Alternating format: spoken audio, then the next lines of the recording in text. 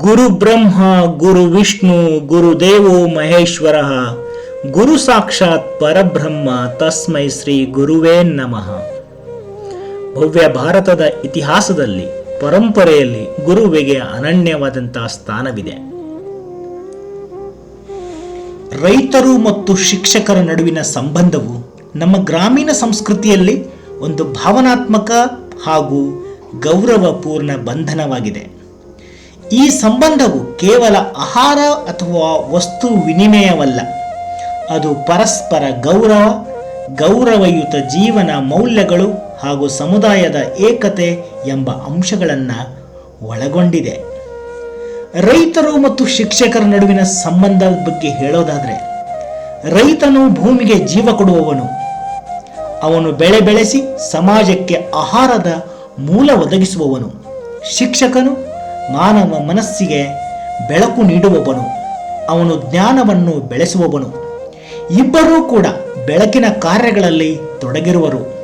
ಒಬ್ಬನು ದೇಹಕ್ಕೆ ಆಹಾರ ನೀಡುವವನಾದರೆ ಮತ್ತೊಬ್ಬನು ಬುದ್ಧಿಗೆ ಆಹಾರ ನೀಡುವವನು.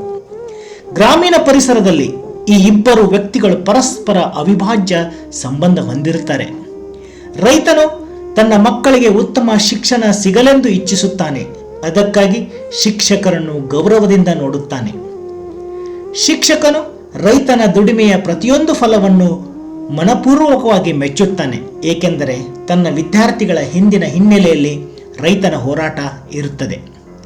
ರೈತನು ಬೆಳೆದ ಪದಾರ್ಥಗಳನ್ನು ಶಿಕ್ಷಕರಿಗೆ ಕೊಡುವಾಗ ರೈತನ ಮನದಲ್ಲಿ ಆಗುವ ಸಂತೋಷನೇ ಬೇರೆ.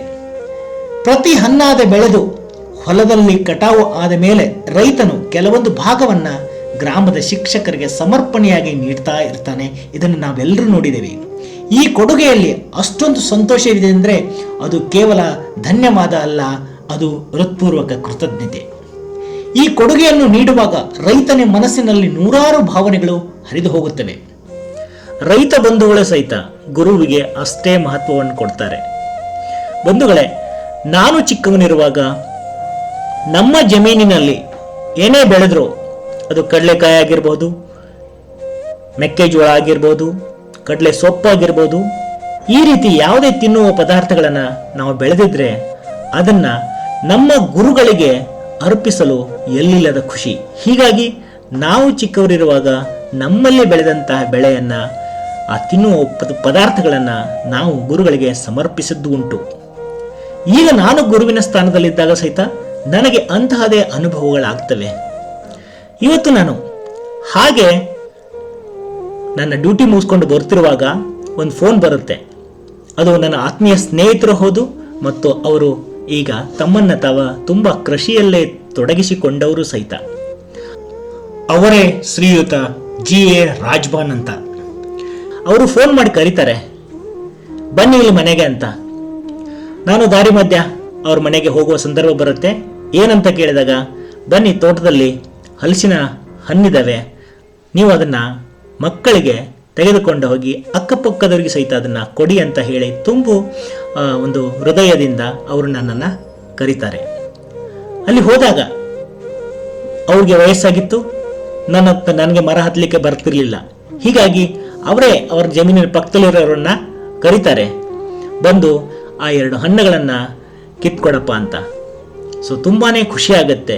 ಈ ರೀತಿ ರೈತರು ತಮ್ಮ ಜಮೀನಲ್ಲಿ ಬೆಳೆದಂತಹ ಪದಾರ್ಥಗಳು ಇಂತಹ ಶಿಕ್ಷಕರ ಬಾಯಿಯನ್ನು ಸೇರುವಂತಾದರೆ ಅವರಿಗೆ ಆ ವಸ್ತುವನ್ನು ದೇವರಿಗೆ ಸಮರ್ಪಿಸಿದಷ್ಟೇ ಸಂತೋಷವಾಗುತ್ತೆ. ಇಂಥವರ ಈ ರೈತರ ಮುಖದಲ್ಲಿ ಯಾವತ್ತೂ ಮಂದಹಾಸ ಆಗಿರಲಿ, ಮಂದಹಾಸ ಮೂಡಲಿ ಅಂತ ಆ ಭಗವಂತನಲ್ಲಿ ಪ್ರಾರ್ಥಿಸುತ್ತೇನೆ. ಇದನ್ನು ನಾವು ಸಿಟಿಗಳಲ್ಲಿ ನೋಡಲಿಕ್ಕೆ ಸಾಧ್ಯ ಇಲ್ಲ. ಇದೇನಿದ್ರು ನಾವು ಗ್ರಾಮೀಣ ಪ್ರದೇಶಗಳಲ್ಲಿ ಮಾತ್ರ ಇಂತಹ ಒಂದು ಸನ್ನಿವೇಶಗಳನ್ನು ನಾವು ಗಮನಿಸಬಹುದು. ಸೊ ಬಂಧುಗಳೇ, ನೋಡಿ, ಅವರು ಅಲ್ಲಿ ಬಿದ್ದಂತಹ ಕಾಯಿಯನ್ನು ಸಹಿತ ನನಗೆ ಕಟ್ಟಿಕೊಡ್ತಾರೆ, ಇವನ್ನು ತಗೊಂಡು ಹೋಗಿ ಮನೆಗೆ ಅಂತ. ಸೊ ಹೀಗೆ ಈ ಒಂದು ರೈತರ ಮತ್ತು ಶಿಕ್ಷಕರ ನಡುವಿನ ಬಾಂಧವ್ಯ ತುಂಬ ಅನುಪಮವಾದದ್ದು.